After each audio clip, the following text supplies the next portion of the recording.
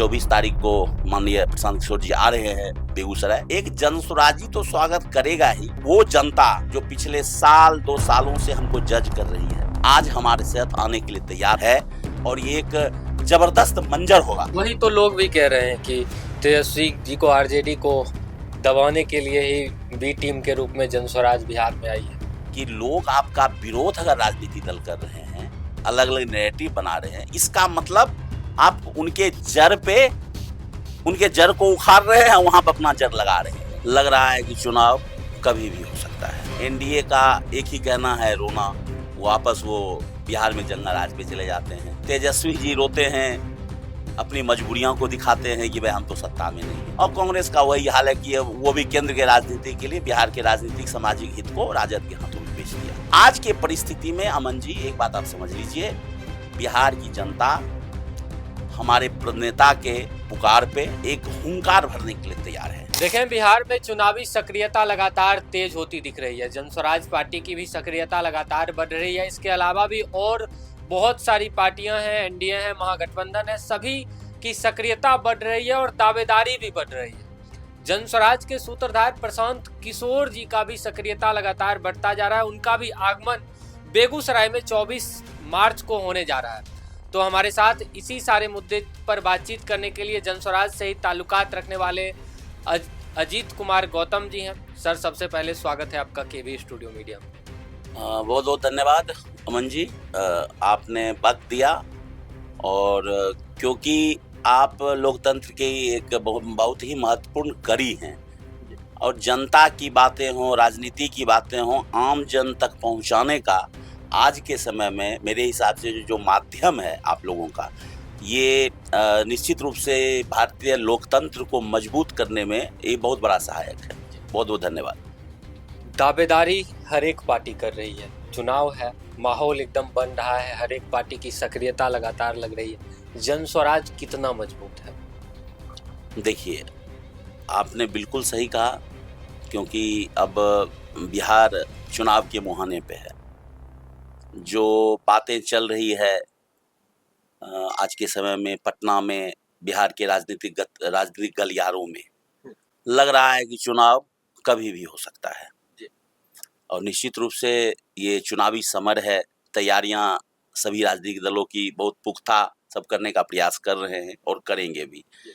लेकिन मैं आपके माध्यम से एक बात कहना चाहता हूं, बाकी जितनी भी राजनीतिक दल हैं बिहार में, एनडीए हो या महागठबंधन हो, एनडीए सरकार में है, महागठबंधन विपक्ष में है, तो कहीं न कहीं बिहार की जनता ने पिछले 15-20 सालों से दोनों धरों को, जनता के मुद्दों को उठाने का, जनता के समस्याओं को मतलब निदान करने का काफी वक्त दिया। एनडीए माननीय मुख्यमंत्री जी करीब 20 साल से 19 साल से हैं सत्ता में और महागठबंधन में तेजस्वी जी विपक्ष में हैं। तो देखिए, सबसे महत्वपूर्ण बात है कि मैं दोनों धरों की बात करूं। एनडीए का एक ही कहना है, रोना। वापस वो बिहार में जंगल राज पे चले जाते हैं। तेजस्वी जी रोते हैं, अपनी मजबूरियों को दिखाते हैं कि भाई हम तो सत्ता में नहीं है। लेकिन भारतीय लोकतंत्र की जो परिकल्पना है, जितनी जिम्मेवारी आज के समय में सरकार की है, उतनी ही जिम्मेवारी विपक्ष की भी है। और अगर सत्ता हो या विपक्ष अपने मजबूरियों को अगर गिनाते हैं, इसका मतलब वो मजबूरियां नहीं गिना रहे हैं, अपने फेल्योर को ढकने का प्रयास कर रहे हैं, एक दूसरे पे आरोप लगाकर। जहां तक हमारी तैयारी की बात है, तो हमारी तैयारी तो एक आम जनता कर रही है। जिस हिसाब से माननीय प्रशांत किशोर जी की बातों को पिछले 6-8 महीनों में, खासकर अक्टूबर के बाद जब हम पार्टी का गठन किए, लोगों ने सुना और उस पर अमल करने का प्रयास कर रहे हैं। देखिए, एक बात आप समझिए, क्योंकि अभी तक हमको सिंबल भी नहीं मिला है, लेकिन आप ये सोचिए, बिहार ऐसे, हाँ, राजनीतिक परिपक्वता है बिहार में। भारत में जितना भी स्टेट हो, यहाँ पर पॉलिटिकल वाइब्रेंसी बहुत है। जो जन्म लेता है, बुद्धि होती है बच्चों की, 5 साल में राजनीतिक समझ आने लगती है।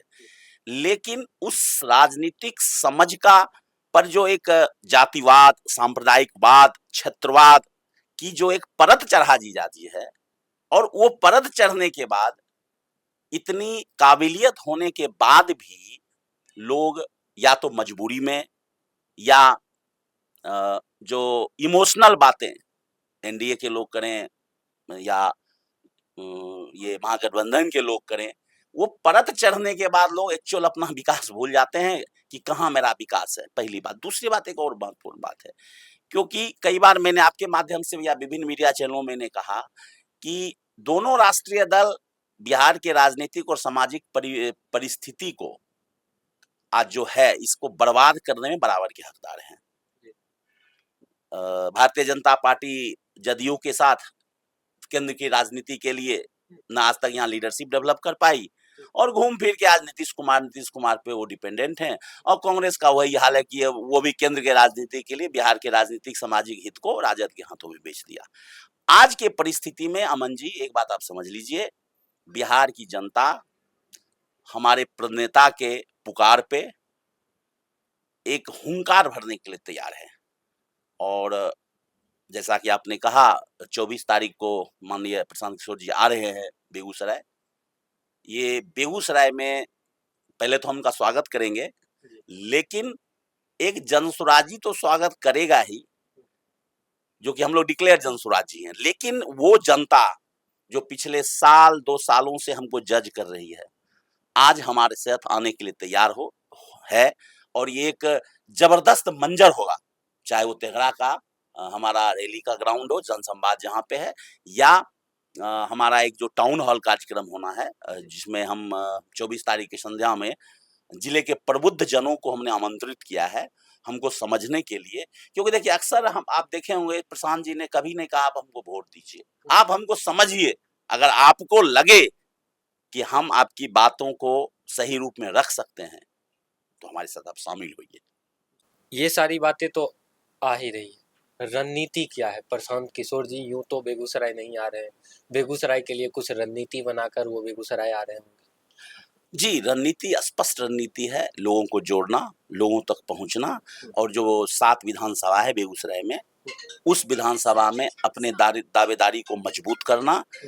अब जैसे तेघड़ा में हम जो जन संवाद कार्यक्रम कर रहे हैं, वहाँ पे तेघड़ा, बछवाड़ा, भगवानपुर, मोटा मोटी आप तेघड़ा विधानसभा को आप देख लीजिए, वहाँ से बछवाड़ा विधानसभा को हम लोग मैसेज देने का प्रयास कर रहे हैं। वहाँ मतलब जोड़ने के लिए ही आ रहे हैं, अभी तक जनस्वराज से आदमी जुड़े नहीं। देखिए, एक राजनीतिक दल के रूप में, एक राजनीतिक कार्यकर्ता के रूप में लोग तो जुड़े हैं। हम 1.5 करोड़ सदस्यों के साथ तो पार्टी की स्थापना की है, लेकिन मैं वही बात कह रहा हूं कि कुछ लाख वोट लेके सत्ता में आना और वहां से आम लोगों के तकदीर को लिखना, जो परंपरा बनी हुई है। पिछले बार आप देखें ना, पिछले इलेक्शन में एनडीए और महागठबंधन में 12,000 वोट का मात्र अंतर था। वो 12,000 वोट अगर महागठबंधन को मिलता तो तेजस्वी जी मुख्यमंत्री होते, अब वो नहीं मिला तो नीतीश जी मुख्यमंत्री हैं। वही तो लोग भी कह रहे हैं कि तेजस्वी जी को, आरजेडी को दबाने के लिए ही बी टीम के रूप में जनस्वराज बिहार में आई है। देखिए, अब पता नहीं कौन क्या कह रहे हैं, लेकिन एक बात आप समझ लीजिए कि एक जनरल कहावत है कि लोग आपका विरोध अगर राजनीति दल कर रहे हैं, अलग अलग नैरेटिव बना रहे हैं, इसका मतलब आप उनके जड़ को उखाड़ रहे हैं, वहां पर अपना जड़ लगा रहे हैं। क्योंकि आप समझिए, चाहे राजद के लोग हैं या जदयू को लोग हैं, उनका एक ही काम बचा है। और हमको तो आश्चर्य लग रहा है, मुझे तो ये भी लग रहा है कि चुनाव आते आते दोनों कहीं साथ न हो जाएं। क्योंकि प्रशांत किशोर की जो आभा बढ़ रही है बिहार के राजनीतिक पटल पे, जो इनका एक उदय हुआ है बिहार के राजनीति में, जो हमारा मुख्य मुद्दा है, उस मुद्दों के कारण आज हम आम आदमी के मुद्दों को राजनीतिक डिस्कशन में ले आए हैं। आप देखें, आयो दिनों आज हम मजबूर कर दिए हैं बाकी दलों को पलायन पे बात करने के लिए। एक बात आप बताइए, आज के पहले किसी भी चुनाव में या इस चुनाव के 8 महीने पहले कभी पलायन की बात होती थी क्या? अब मैं नहीं कहूंगा कौन बात कर रहे हैं, लेकिन आज पलायन की बात होने लगी। आज पॉलिटिकल डिस्कोर्स में हम जो नैरेटिव सेट करना चाह रहे हैं बिहार में, ये नैरेटिव सेट हो रहा है। अगर मेरा नैरेटिव सेट हो रहा है, आज हमारे पिच पे बाकी दल खेलने के लिए मजबूर हो रहे हैं। ये हमारी सबसे पहली मानसिक और राजनीतिक जीत है बिहार में, और ये जीत हमको आने वाले विधानसभा में एक बहुत ही मजबूत राजनीतिक दल के रूप में सदन में स्थापित करेगा। अच्छा, कांग्रेस के कन्हैया कुमार की बात अभी आपने कही। कांग्रेस कन्हैया कुमार को बिहार के मुख्यमंत्री के चेहरा के रूप में पेश करने की कोशिश कर रही है, ऐसा संकेत मिल रहा है। देखिए, मैंने कोई कन्हैया कुमार जी का नाम नहीं लिया, क्योंकि कांग्रेस एक राजनीतिक दल है, उनका लोकतंत्र में पूर्ण अधिकार है, किसी को वो मुख्यमंत्री के रूप में पेश कर सकते हैं। लेकिन पेश करने से पहले उनको खुद देखना पड़ेगा कि बिहार में कांग्रेस की क्या जमीन बच गई है, उनका अंतर्विरोध, अभी जो घटनाक्रम हुआ है उस पे, हालांकि मैं बोलने का अधिकृत नहीं हूँ, लेकिन बिहार के जो परिदृश्य है, राजनीतिक परिदृश्य, मुझे लगता है कि बहुत दूर की कौड़ी होगी अभी, क्योंकि एक कांग्रेस पार्टी निश्चित रूप से रणनीति बदला है, और कोशिश कर रहे हैं, कोशिश करने का उनका पूर्ण अधिकार है। लेकिन पहले खुद वो अपने आप में मतलब डिसाइड कर ले, जिनके साथ काम कर रहे हैं, कि मुख्यमंत्री वो बनेंगे कि वो बनेंगे, आपसी जो खींचतान चल रही है, उनको पहले वो डिसाइड करना चाहिए। क्या कुछ मैसेज संदेश देना चाहेंगे? प्रशांत किशोर जी आ रहे हैं बेगूसराय में, क्या रोड मैप रहेगा, कहाँ कहाँ रुकने वाले हैं, क्या क्या संबोधन करने वाले हैं? देखिए, आदरणीय प्रशांत किशोर जी का 24 तारीख को सुबह आगमन है। वहाँ पे सर्किट हाउस में उनका एक प्रेस कॉन्फ्रेंस 11 साढ़े 11 बजे के आसपास होगा। उसके बाद सीधा उनका काफिला तेघड़ा में जो हमारा संवाद स्थल है, वहाँ पे वो लोगों को संबोधित करेंगे। उसके बाद हमारा रमजान के अवसर पर इफ्तार का कार्यक्रम है, जो कि दुलरुआ धाम पोखरिया है बरौनी में, वहाँ पे है। और इस कड़ी में जो अंतिम संध्या में 7:30-8 बजे के आसपास एक प्रबुद्ध जन संवाद कार्यक्रम है, जिसमें जिले के सभी प्रबुद्ध लोगों को हमने आमंत्रित किया है, हमको समझने के लिए। और मैसेज देखिए साफ है, आप देखिए हमारे इसी प्रबुद्ध लोगों में कौन कौन है? प्रबुद्ध, देखिए आप समझिए एक चीजों को, आज के डेट में जिसको प्रबुद्ध या इंटेलेक्चुअल कहते हैं, एक्चुअली वो हमारे समाज में लोगों को दिशा दिखाने का काम करते हैं। क्योंकि आप अब हमारे समाज में शिक्षक हैं, हालांकि शिक्षकों की जो स्थिति है आज के राजनीतिक माहौल में, उस पे कमेंट करने की जरूरत नहीं है, लेकिन जो भी है, प्रबुद्ध जन वो हैं जो चीजों को समझ रहे हैं, क्या जरूरत है बिहार की, उस हिसाब से अपनी भावना को बनाते हैं, और उनका जो ऑरा है या उनका जो इन्फ्लुएंस है, वो लोगों पे पड़ता है। ये पब्लिक डिस्कोर्स में, पब्लिक डिस्कशन में जाता है, तो उनको हम लोग आमंत्रित, हम देखिए हर समाज के हर एक लोगों को ये करने का प्रयास कर रहे हैं और कर भी रहे हैं।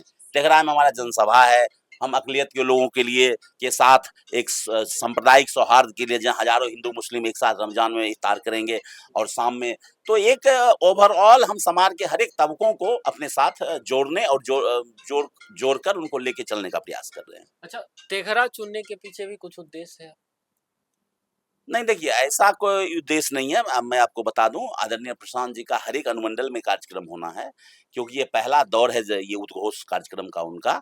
तो हम लोग तेघड़ा को पहले चुना है, क्योंकि वहाँ के कार्यकर्ता काफी जोशीले थे, और उनका डिमांड था, उनका कहना था कि नहीं पहले प्रशांत जी तेघड़ा ही भी आवे। हालांकि हम तीनों विधानसभा मतलब शहर में भी आ रहे हैं, शाम में जो कार्यक्रम है 1000-2000 लोगों का, तो नगर में ही है, और तेघड़ा में जनसभा है। और अगले आने वाले 1 महीने में जैसा कि कार्यक्रम है हम लोगों का, बिहार के सभी अनुमंडल में प्रशांत जी उद्घोष कार्यक्रम करेंगे। बहुत बहुत धन्यवाद अपना कीमती वक्त देने के लिए और हमारे साथ जुड़ने के लिए। बाकी आप लोग क्या कुछ कहेंगे, कौन होंगे बिहार के मुख्यमंत्री और कौन सी पार्टी इस बार के चुनाव में जीतने वाली है, कमेंट बॉक्स में बताइएगा जरूर। और ये भी बताइएगा कि जन स्वराज क्या अपने मकसद में कामयाब हो पाएगी। फिलहाल इस वीडियो में इतना ही। हमारे साथ बने रहने के लिए आप लोगों का बहुत बहुत धन्यवाद।